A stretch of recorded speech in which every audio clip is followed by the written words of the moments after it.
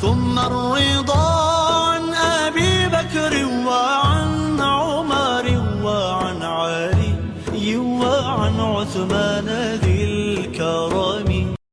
ایک بڑی امپورٹنٹ نکتہ میں یہ عرض کر دوں، اگر اس واقعے میں کوئی اس واقعے کا وجود ہوتا، سیدنا صدیق اکبر رضی اللہ تعالیٰ عنہ کی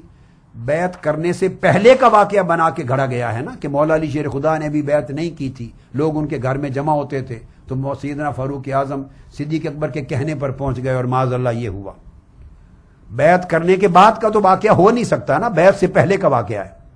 میں نے چونکہ کئی دن خطاب کیا ہے، کئی گھنٹے سیدنا مولا علی شیر خدا کی بیعت سیدنا صدیق اکبر کے دست اقدس پر بیعت خلافت، اور اس میں نے تمام روایات کو لیا ہے. دوسرے دن جو پہلی بیعت عام ہوئی ہے مسجد نبوی میں، اس دن کی بیعت کرنے کی تمام روایات بھی لی، 6 ماہ والی روایات بھی لی، 6 ماہ کے بعد اہل سنت کی کل روایات بھی لی، اہل تشیع کی روایات بھی لی، تمام کتب کی میں نے تفصیلات دے دی ہیں، تاریخ کی کتب سے بھی دے دی ہیں، بخاری مسلم سمیت کتب حدیث سے بھی دے دی ہیں، اور بے شمار شروع نہج البلاغہ اور شیعہ حضرات کی کتابوں سے دے دی ہیں، اور ائمہ اہل بیت کے اقوال سے بھی دے دی ہیں میں نے شہادتیں. ہر ایک جگہ مولا علی شیر خدا کا وہ بیان درج ہے بیعت سے پہلے. سیدنا صدیق اکبر جب آپ کے گھر تشریف لے گئے، ایک مذاکرہ وہاں ہوا ہے، صدیق اکبر خود گئے آپ کے بلا بھیجنے پر. وہاں سیدنا علی شیر خدا نے اپنا شکوہ معمولی سا بیان کیا، وہ جس کا میں تذکرہ کر چکا ہوں کہ ہم سے مشورہ نہیں کیا گیا، جلدی ہوئی، ہم سوچتے تھے کہ ہمارا بھی حق ہے. سیدنا صدیق اکبر نے قسم کھا کے پوری سچویشن کی وضاحت کر دی اور کہا کہ رہ گئی آپ کی قرابت، خدا کی قسم رسول کی قرابت کو اپنی قرابت سے میں مقدم جانتا ہوں. پھر آپ نے مسجد نبوی میں آ کے خطبہ دیا ہے مولا علی شیر خدا نے، اور قسم کھا کے کہا ہے کہ ہمارا شکوہ تھوڑی دیر کا صرف اس لیے تھا کہ ہمیں اس پہلے دن مشاورت میں ہم شریک نہیں ہو سکے، نہیں کیا گیا، ورنہ واللہ اللہ کی قسم خلافت کا حقدار میں پوری امت میں ابو بکر سے زیادہ کسی کو نہیں جانتا تھا. اس لیے کہ یہی یار غار مصطفیٰ ہیں، یہی مولا علی شیر خدا کے لفظ ہیں، سنی شیعہ سب کتابوں کے حوالے دے چکا ہوں، یہی ثانی حسنین ہیں، اور عمر میں بھی بڑے ہیں، بزرگی اور شرف میں بھی بڑے ہیں. اور پھر ان کو میں مقدم کیسے نہ سمجھوں کہ تاجدار کائنات نے اپنی ظاہری حیات میں خود ان کو نماز کے لیے ہمارا امام بنا کر مقدم کر دیا تھا. جب حضور نماز دین کا سب سے بڑا امر ہے، جب دین کے امر میں ہم نے ان کو امام مان لیا تو دنیا کے امر میں ہم ان کو کیوں نہ مانیں. یہ اعلان کر کے مجمع عام میں بیعت کر لی، ہنسی خوشی. تو سوال یہ ہے کہ تمام کتب میں یہ بات بڑی اہم کہہ رہا ہوں، جتنی کتب میں مولا علی شیر خدا کا مذاکرہ درج ہے سیدنا ابو بکر صدیق کے ساتھ، خواہ اپنے گھر میں اور خواہ بعد میں مسجد نبوی میں بیعت سے پہلے، اگر اتنا بڑا ظلم ہو چکا ہوتا، گھر جلا دیا جانا، سیدہ کائنات کو زخمی کر دیا جانا، ایک شہزادے کا اسقاط ہو جانا، ان کے چہرے پاک پر معاذ اللہ تھپڑ مارنا، کوئی کافر بھی جرأت نہیں کر سکتا یہ کام کرنے کی. صرف 2 سوال ہیں، اگر سیدہ کائنات پر اتنا بڑا حملہ ہو رہا ہو تو کیا غیرت علی مرتضی گوارا کرتی ہے بیٹھ کے گھر میں تماشا دیکھتے رہیں؟ اس پورے واقعہ میں مولا علی شیر خدا کہاں گئے؟ شہادتیں ہو جاتی، سیدہ کائنات پر ہاتھ اگر اٹھ جائے خدا کی قسم ہزاروں گردنیں کٹ جاتی، خون بہ جاتے، صحابہ کرام تابعین بنو ہاشم بچہ بچہ کٹ مرتا حرمت سیدہ کائنات پر. کس کی جرت تھی جو ان کے اوپر تھپڑ مارے، جو حملہ کرے، ان کا گھر جلا کے معاذ اللہ ان کو شہید کرنے کے قابل کر دے، زخمی کر دے. ایک تو اس سوال کا جواب کوئی غیرت مند فطرت نہیں دیکھ سکتی کہ کیسے مدینہ کی سرزمین پر اہل بیت نے، بنو ہاشم نے، بنو عباس نے، آل ابی طالب نے، بنو مطلب نے، اور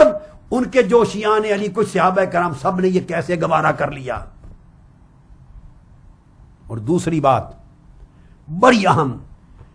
کہ جب بیعت کی ہے مولا علی شیر خدا نے، خواہ گھر میں مذاکرہ ہوا سیدنا صدیق اکبر سے، اور خواہ مسجد نبوی میں مذاکرہ ہوا بیعت سے قبل 2، اور خواہ تیسرا مذاکرہ جب سیدنا صدیق اکبر حضرت سیدہ کائنات کو راضی کرنے کے لیے گھر گئے ہیں، جس کا ذکر پچھلی نشست میں نے حوالوں سے کیا تھا.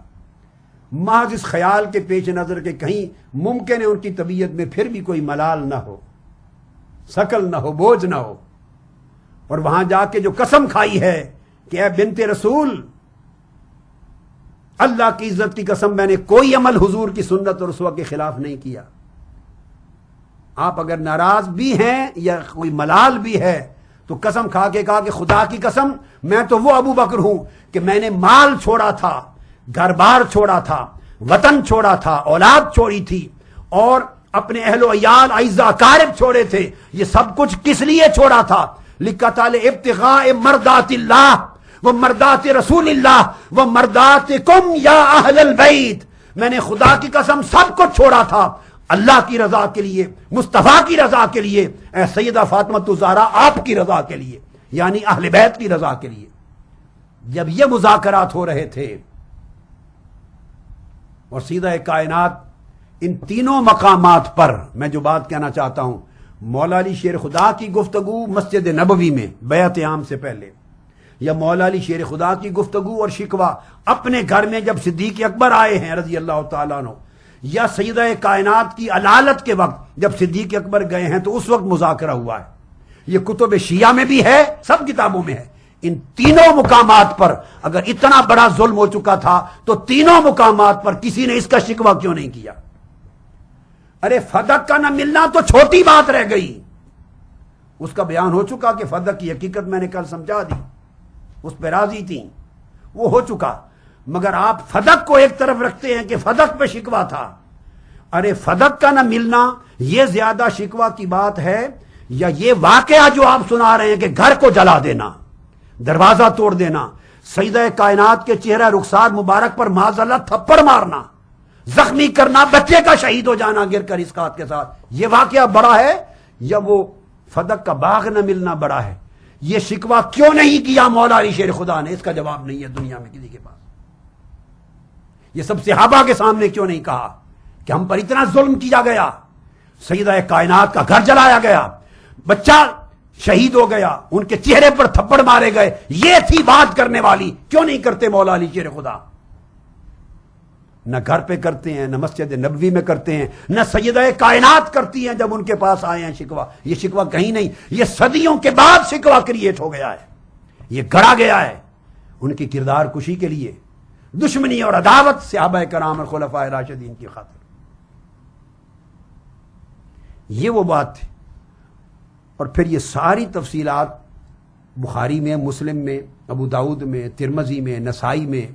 طبقات ابن سعد میں، بہقی میں، طبرانی میں، مسند احمد بن حنبل میں، ہماری سینکڑوں کتابوں میں آئی ہیں جو حدیث کی کتابیں ہیں، حدیث کی کتابیں ہیں، ان میں یہ سارے مذاکرات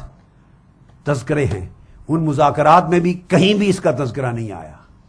اور شیعہ کتب کے مذاکرات میں بھی یہ تذکرہ نہیں آیا۔ اتنا بڑا واقعہ ہو جائے تو یہ نظر انداز کیسے ہو سکتا ہے؟